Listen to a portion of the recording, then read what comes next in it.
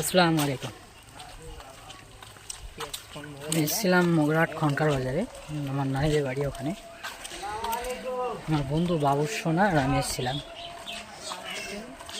ওখান থেকে যাইনি, এদিকে আসছিলাম, তারপর স্টেশন থেকে যাব। 2 ঘন্টার বেশি হয়ে গেছে দাঁড়িয়েছিলাম, গাড়ি তো পেলাম না।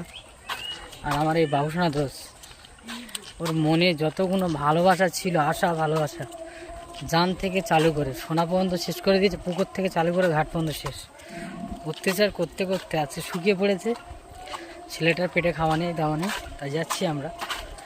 গিয়ে দেখি কি হয়, খাওয়া দাওয়ার ব্যবস্থা করতে হবে, তারপরে কিছু একটা ভাবনা চিন্তা করব।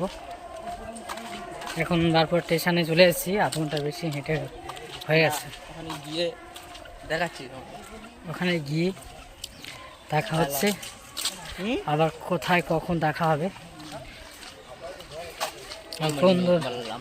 এখানে বন্ধ।